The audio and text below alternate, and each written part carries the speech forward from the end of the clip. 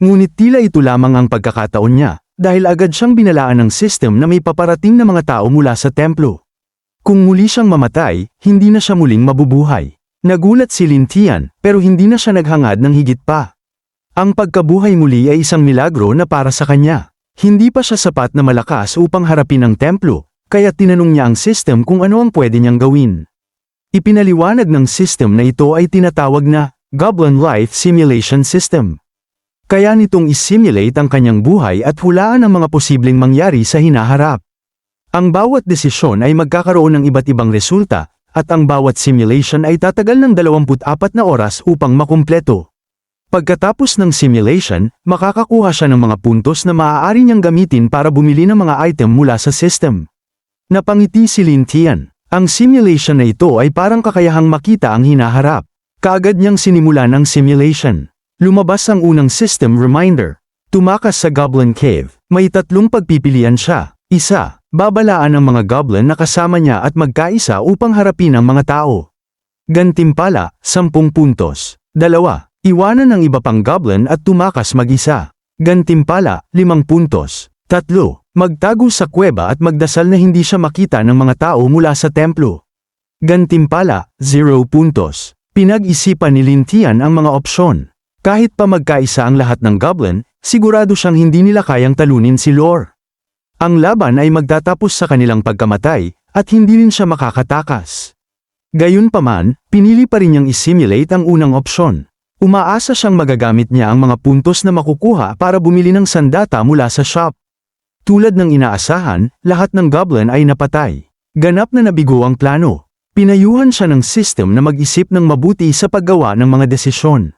Sa kabila ng kabiguan, nakakuha pa rin siya ng 10 puntos, at natuwa siya rito. Mabilis niyang binuksan ang shop ng system. Maraming sandata ang lumitaw, ngunit napakababa ng kanyang puntos. Ang tanging kaya niyang bilhin ay isang maliit na kutsilyo. Ang sandatang ito ay nagdaragdag ng 10% sa kanyang bilis at 15 puntos sa kanyang lakas. Kinuha niya ito, at agad na nadagdagan ang kanyang stats sa information panel. Sa puntong ito, naalala ni Lin Tian si Kelia. Tinanong niya kung nasaan ito. Ipinaalam ng system na dahil sa kanyang rebirth, nagbago ang ilang kaganapan sa mundong ito. Hindi nahuli ng mga goblin si Kelia, masaya itong namumuhay kasama ang kanyang pamilya sa nayon. Labis na natuwa si Lin Tian nang marinig ito. Ngumiti siya. Sa wakas, natupad niya ang kanyang pangakong iuwi si Kelia. Wala na siyang alalahanin sa kanyang landas ng paghihiganti. Ang susunod niyang hakbang ay tumakas at mabuhay. Pinili niyang dumaan sa makipot na lagusan palabas. Dahil maliit ang espasyong yun, tiyak na mas kaunti ang mga bantay. Sa labas ng lagusan, may 2 bantay na nag-uusap tungkol sa kanilang trabaho. Narinig ni Lin Tian ang kanilang usapan habang dahan-daang lumalapit sa pasukan ng kuweba.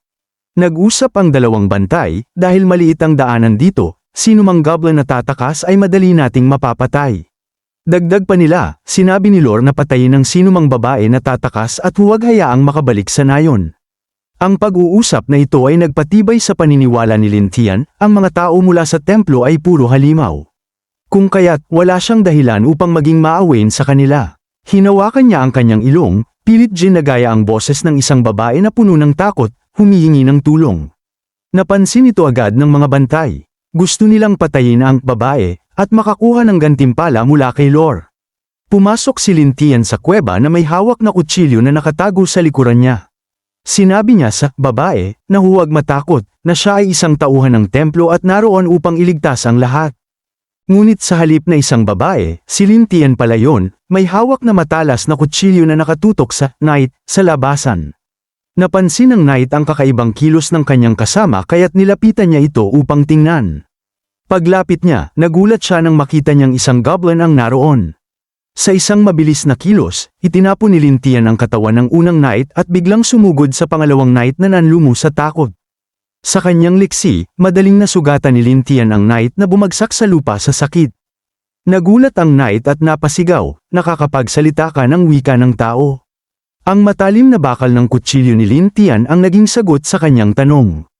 Alam ng knight na wala siyang laban kay Lin Tian. Sa takot sa kamatayan, lumuhad siya at nakiusap na huwag siyang patayin. Ipinakita niya ang larawan ng kanyang pamilya, umaasa na makakauwi siya sa kanila. Pinuri pa niya ang katalinuhan ni Lin Tian, sinasabing naiintindihan nito ang kanyang sitwasyon, na pinilit lang siyang sumunod sa utos ng templo. Nag-alok ang knight ng isang bag ng ginto at isang maganda't kaakit-akit na babae, nangakong pipili ng pinakamagandang para kay Lin Tian. Ngunit para kay Lin Tian, na minsan nang ipinagkanulo, lalo lang nitong pinaalab ang kanyang galit. Nakita niya ang tunay na likas ng knight, gagamitin nito ang kanyang sandaling pag-aalinlangan upang patayin siya. Ngunit bahagi yun ng plano ni Lin Tian. Sa mabilis at walang awa niyang kilos, tinapos niya ang buhay ng knight. Habang nakatingin sa bangkay nito, naramdaman ni Lin Tian ang awa para sa pamilya ng knight, pero alam niyang minsan, kinakailangan ng pagiging malupit.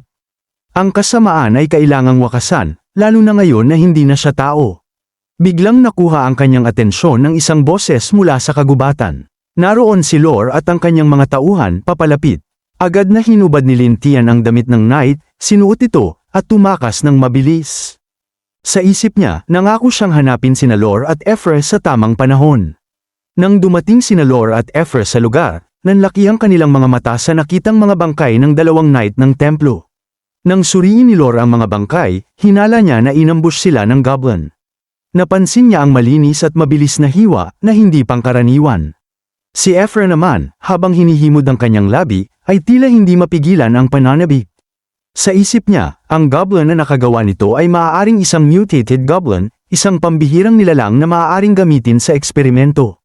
Sumang-ayon si Lore, ngunit galit na galit siya. Sinipa niya ang bangkay ng isang knight, galit na hindi nila nalabanan ang mutated goblin at hinayaang makatakas ito. Pagdating ng gabi, inilawan ng malamlam na liwanag ng buwan ang kagubatan. Pagod at humihingal si Lin Tian matapos ang mahabang pagtakas. Masaya siyang buhay pa siya, ngunit hindi siya maaaring magpahinga. Kailangan niyang magpatuloy at maghanda. Habang nagpapahinga, naisip niya ang galit na nararamdaman ng mga tao laban sa goblin. Kaya't gagamitin niya ang paraan ng goblin upang harapin sila. Ang mga goblin ay maaaring palakasin ang kanilang kakayahan sa pamamagitan ng mating at cannibalism na parehong nagpapalakas at lumilikha ng mas malalakas na henerasyon. Punong-puno ng galit si Lin Tian. Sa buhay na ito, nais niyang maranasan ng lahat ng lalaki ang ligaya ng kamatayan at ang lahat ng babae ay lumuhad at umiyak sa kanyang harapan, lalo na sina Lore at Efre. Ngunit ang kanyang pag-iisip ay naputol ng kaluskos ng mga dahon. Kinabahan siya, iniisip na baka isa ito sa mga tauhan ni Lore na patuloy na humahabol sa kanya. Agad siyang tumayo, naghanda ng pag-atake upang makakuha ng kalamangan. Walang alinlangan, sumugod siya sa direksyon ng kaluskos. Nagulat ang estranghero at natakot, napaatras ito sa kanyang pagsugod. Laking gulat ni Lin Tian nang makita niyang ito'y isa palang goblin. Ang tunog na narinig niya ay nagpaisip na marunong itong magsalita. Dahil sa bilis ng kanyang kilos, natisod din siya at bumagsak. Nang makabawi siya, laking gulat niya nang mapansin niyang ang goblin ay may katangian ng isang babae. Bakit may babaeng goblin na naririto sa oras na ito?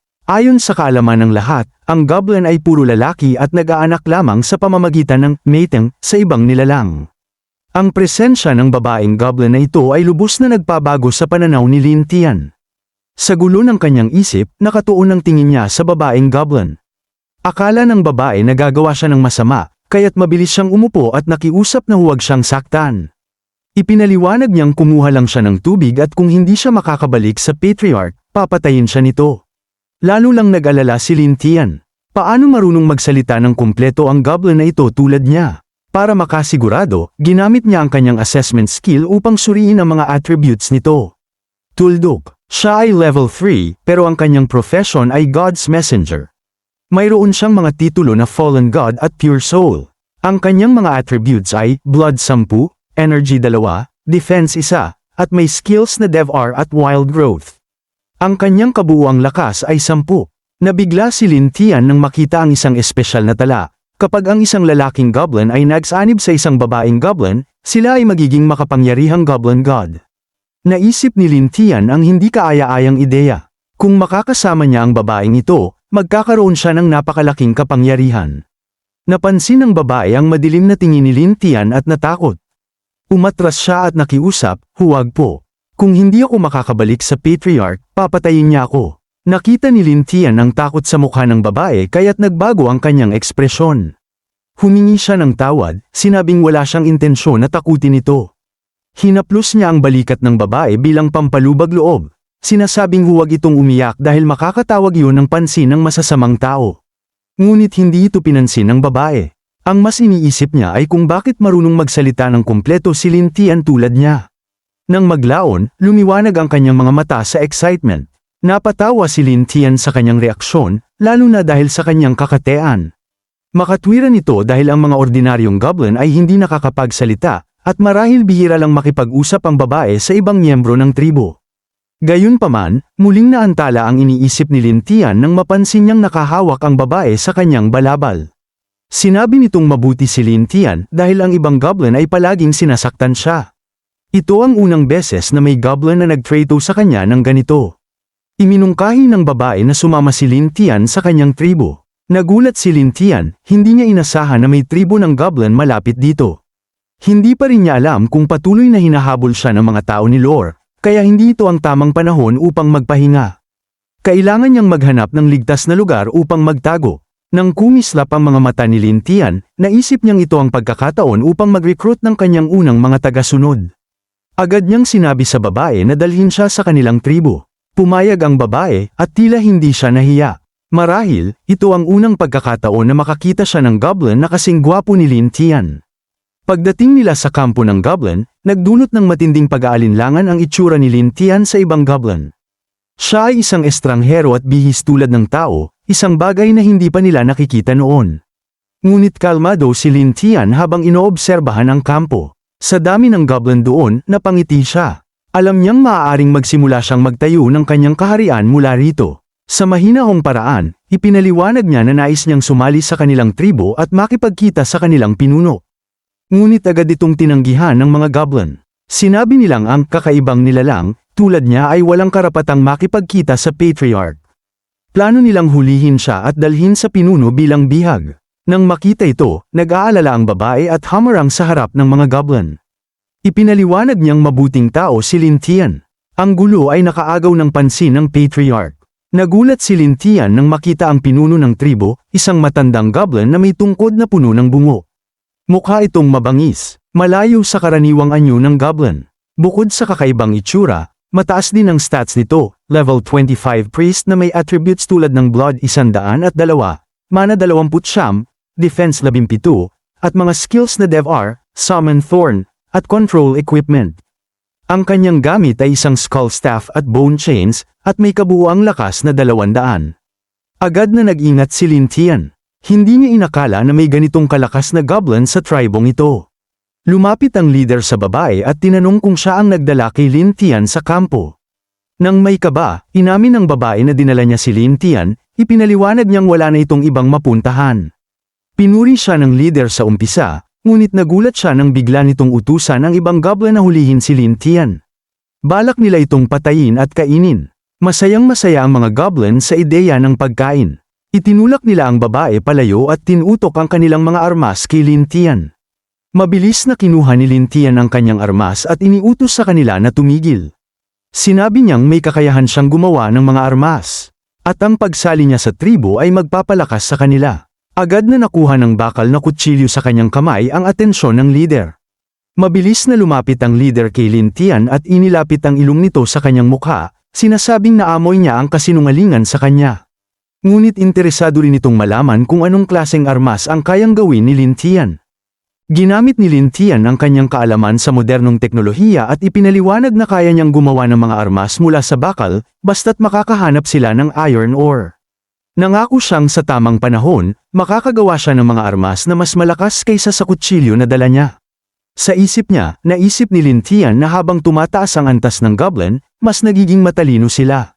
Habang nagdadalawang isip ang leader, binigyang diin ni Lin Tian na sa pamamagitan ng iron weapons, magkakaroon ng pagkakataon ng tribo na manalo laban sa mga tao o iba pang halimaw. Nagsimulang mag-usap ang mga goblin. Napagtanto nilang napakalaking tulong ang pagkakaroon ng mga iron weapons. Pumayag ang leader at binigyan si Lin Tian ng pagkakataon. Ngunit may kondisyon, kailangan niyang makahanap ng iron ore at makagawa ng armas sa loob ng 3 araw. Kung hindi, kakainin siya, pati ang babaeng goblin. Nang marinig ito, lubos na nag-alala ang babae. Matapos magbigay ng kanyang utos, umalis ang leader at ang mga goblin. Habang inaalo ang babae, tumingin si Lin Tian sa leader na may galit. Tahimik niyang hinusgahan ito bilang isang malupit na nilalang na handang patayin kahit ang miyembro ng sariling tribo. Ngunit pinigilan niya ang galit, alam niyang wala siyang laban sa leader sa ngayon. Kailangan niyang gamitin ang oras na ito upang maging mas malakas. Kinabukasan, pinangunahan ni Lin Tian ang mga goblin sa paghahanap ng iron ore. Pagsapit ng gabi, ang liwanag ng buwan ay nagbigay ng nakakatakot na anyo sa kagubatan. Kasama niya ang babaeng goblin na si Gobo, na lubos ng pagod. Hindi ko na kaya, sabi ni Gobo habang hinihingal. Maghapon na silang naglalakad at siya'y ubos na ang lakas. Sa halip na tulungan siya, sinaktan siya ng ibang goblin, tinawag siyang pangit, at pinagbantaan pa siyang papatayin kung hindi makakahanap ng iron ore. Patuloy siyang nakiusap, ngunit hindi sila tumigil. Balak pa nga siyang patayin ng mga ito sa oras na yun dahil sa tingin nila'y tamad siya. Hindi na kayang tiisin ni Lin Tian ang eksena kaya't kumuha siya ng bato at inihagis ito sa ulo ng isa sa mga goblin. Lahat ng goblin ay napatingin sa kanya ng may galit. Kalmado niyang sinabi, narito tayo para maghanap ng iron ore, hindi para mag-away. Kapag hindi kayo tumulong, papatayin ko kayo dito mismo. Dagdag pa niya, ipapakita niya kung ano ang hitsura ng iron ore at sinabi niyang pumunta sila sa lambak sa unahan at magdala ng iron ore pabalik. Kinuha ni Lin Tian ang kanyang kutsilyo at tinitigan ng tatlong goblin gamit ang isang nakakatakot na ekspresyon. Ang banta niyang ito ay labis na nagpang-inig sa kanila habang iniisip nilang kaya niya silang patayin gamit ang bakal na armas. Agad silang nagmadaling maghanap ng iron ore, ngunit hindi nakalimutang bantaan si Lin Tian na papatayin siya kung mabibigo siyang gumawa ng mga armas. Habang iniisip ni Lin Tian ang mga pangyayari, napagtanto niyang balang araw ay papatayin siya ng mga ito pagkatapos makuha ang mga bakal na gamit. Ang mahalaga ngayon ay maging mas malakas. Habang tinitingnan niya ang impormasyon ni Gobo, isang notification tungkol sa meeting ang nakakuha ng kanyang pansin. Naalala niyang ito ang paraan upang maging mas makapangyarihan. Habang umiiyak si Gobo, sinabi ni Lin Tian sa kanya na tumigil na ito. Naupo siya sa tabi ni Gobo at tinanong kung nais ba nitong sumama sa kanya. Nangako siyang poprotektahan niya ito, bibigyan ng pagkain, tahanan, at sisiguraduhing walang sinuman ang mananakit sa kanya. Naguluhan ang babae sa mga sinabi niya at tinanong kung totoo ba ang lahat ng ito. Tumingin si Lin Tian kay Gobo nang may sinseridad at inulit na lahat ng sinabi niya ay totoo. Gayunpaman, inamin niyang masyado pa siyang mahina upang pigilan ang karahasan. Kailangan niyang maging mas malakas, at si Gobo lamang ang makakatulong sa kanya. Naguluhan si Gobo at tinanong kung paano niya matutulungan si Lin Tian na maging mas malakas. Medyo nahihiya si Lin Tian ngunit ipinaliwanag niyang, kung gagawin nila ito, magiging mas malakas siya. Namula ang mukha ni Gobo sa kanyang narinig at tinitigan si Lin Tian nang may pag-aalinlangan, tinatanong kung totoo ba ang sinasabi nito. Sinabi ni Gobo na hindi pa niya nasubukan ito kailanman. Medyo nailang din si Lin Tian sa pagbukas ng paksa, ngunit tiniyak niya kay Gobo na magiging maayos ang lahat. At tutulungan niya ito kung gusto niya. Hindi na hinintay ni Lin Tian ang sagot ni Gobo. Dahan-dahan niyang hinalikan ang malambot nitong labi at inihiga siya sa lupa. Namula si Gobo ngunit pumayag, sinasabing handa siyang magdala ng anak ni Lin Tian. Sa mga sumunod na sandali, narinig ang mahihinang tunog mula sa kanila. Kasabay nito, sunod-sunod na nagpakita ang mga notification, meeting successful. Level increased to 7. Tumunog ang notifications ng pag-upgrade habang nadagdagan ang attributes ni Lin Tian. Pagkalipas ng ilang sandali, nagbago ang katawan ni Lin Tian, mas naging matipuno ang kanyang mga kalamnan. Siya ngayon ay level 7 na may 40 HP, 10 strength, 6 na defense, at kabuuang lakas na 65. Nagulat si Lin Tian sa kanyang pisikal na pagbabago. Sa isip niya, kung magpapatuloy ito, kaya na niyang talunin ang leader ng goblin. Dahan-daang hinaplos ni Lin Tian ang ulo ni Gobo. Sinabi niyang asawa na niya ito ngayon at ay pangako niyang poprotektahan siya habang buhay. Namula si Gobo, ngunit sa kabila ng pagod, nagpasalamat siya kay Lin Tian, tinawag siyang mabuting tao. Sa sandaling yun, isang sigaw ng tulong ang narinig nila. Tumingin sila sa direksyon ng tunog at nakita ang isang goblin na tumatakbo sa takot, sinusundan ng isang malaking lobo. Ang nakakuha ng pansin ni Lin Tian ay ang iron ore na hawak ng goblin. Hindi niya akalaing makakakita ng iron ore dito, ngunit kailangan niyang harapin ang lobo bago ito makuha. Agad na kinuha ni Lin Tian ang kanyang kutsilyo at sinabing maghintay si Gobo sa kanya. Tumingin si Gobo kay Lin Tian nang may tiwala at pinaalalahanan siyang mag-ingat. Para kay Lin Tian, ito ay isang pagsubok ng kanyang lakas. Nang malapit ng mahuli ng lobo ang kawawang goblin, biglang sumulpot si Lin Tian, hawak ang kanyang matalim na bakal na kutsilyo. Diretsahan niyang hinarap ang malaking lobo. Natulala ang goblin na tumatakas sa kanyang ginawa, ngunit agad ding natakot nang makita niyang pinatay ni Lin Tian ang lobo gamit ang isang mabilis na suntok. Sa mata ng goblin, si Lin Tian ay naging isang nakakatakot na nilalang. Nang hingi ni Lin Tian ang iron ore, agad itong ibinigay ng goblin sa sobrang takot. Hawak na ang iron ore, napangiti si Lin Tian habang iniisip na mataas ang kalidad ng ore. Kailangan pa nila ng mas marami nito, at sa kanilang pagbabalik, gagawa siya ng armas para sa tribo. Lumipas ang 2 araw, at sa tulong ng ibang goblin, nagawa ni Lin Tian ang isang sibat na may talam na bakal. Bagamat hindi ito maganda, ito ay isang malaking tagumpay para kay Lin Tian at sa mga goblin. Hindi makapaniwala ang mga goblin na nakagawa siya ng armas mula sa bakal. Upang patunayan ang bisa ng bagong armas, madali niyang itinarak ang sibat sa matigas na bungo ng isang crocodile wolf. Tulad ng inaasahan, madaling napinsala ng sibat ang halimaw. Ang demonstrasyong ito ay labis na nagpa-impress sa mga goblin.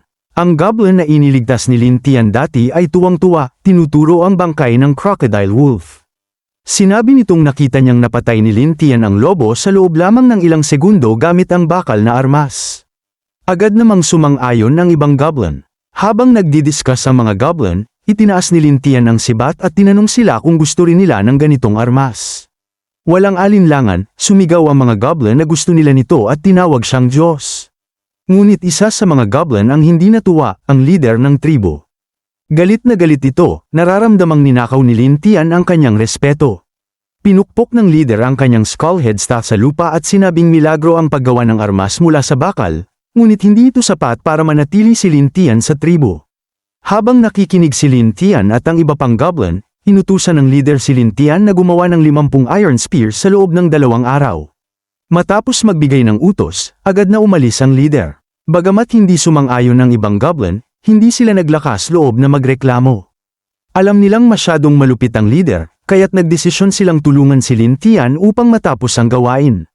Hindi na nagulat si Lin Tian sa utos ng leader. Tumawa siya ng may kumpiyansa. Sa kanyang palagay, malaking hakbang ito para makuha ang tiwala ng tribo. Sa araw ng paghahatid, matagumpay na natapos ni Lin Tian ang 50 iron spears. Ang mga goblin sa tribo ay labis na natuwa nang malaman nilang maaari nang manatili si Lin Tian. Ngunit sa parehong nakakatakot na ekspresyon at tusong ngiti, sinabi ng leader na siya'y nasisiyahan na natapos ni Lin Tian ang gawain at maaari na siyang manatili.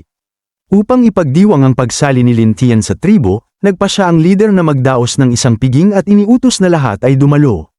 Agad na nagsimulang magsayawan at magdiwang ang mga goblin. Nagtipon sila sa paligid ng bonfire, at habang nagaganap ang salo-salo, nagdala si Gobo ng piraso ng karne ng baboy kay Lin Tian.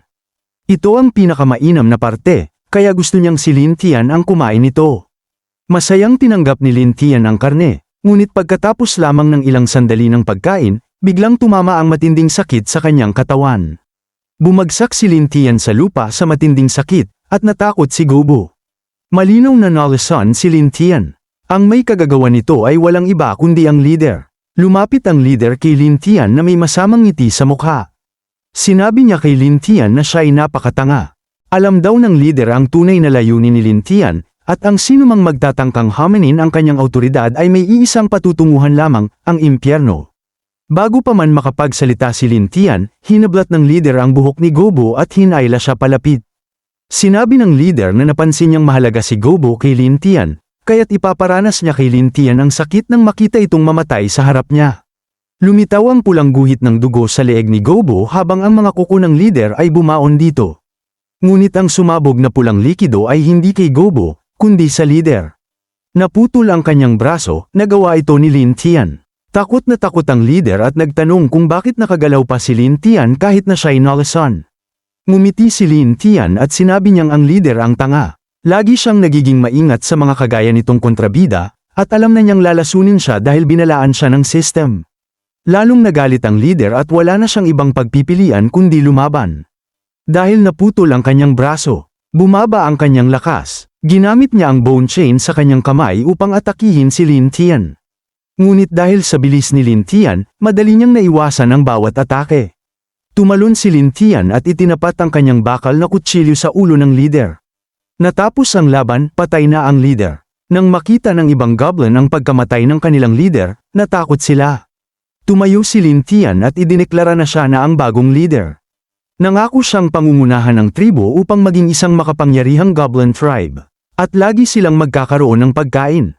Niyakap niya si Gobo at itinaas ang kanyang kutsilyo bilang tanda ng kanyang tagumpay.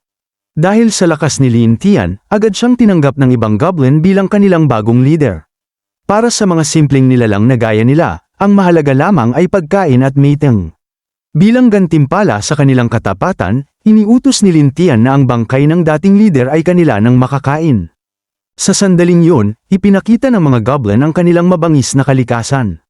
Nilapan nila ang bangkay ng leader sa isang marahas na paraan, bagay na nagbigay ng pagkasuklam kay Lin Tian. Subalit ito ang katotohanan ng buhay. Para kay Lin Tian, mas mahalaga ngayon ang magpatatag ng tribo, alagaan ang susunod na henerasyon ng goblin, at gawing mas malakas ang kanilang grupo. Ito pa lamang ang simula ng kanyang paghihiganti. Sa gitna ng kaguluhan, walang nakapansin sa isang pares ng mata na lihim na nanunood mula sa malayo. Isang elf na babae na may gintong buhok ang nagmasid sa mga nangyayari. Habang minamasdan ang eksena, nagtaka siya kung ano ang nangyayari. Maraming salamat sa panunood. Kung nagustuhan mo ang video, huwag kalimutang mag-like, mag-subscribe, at i-click ang bell icon para updated ka sa mga bagong kwento.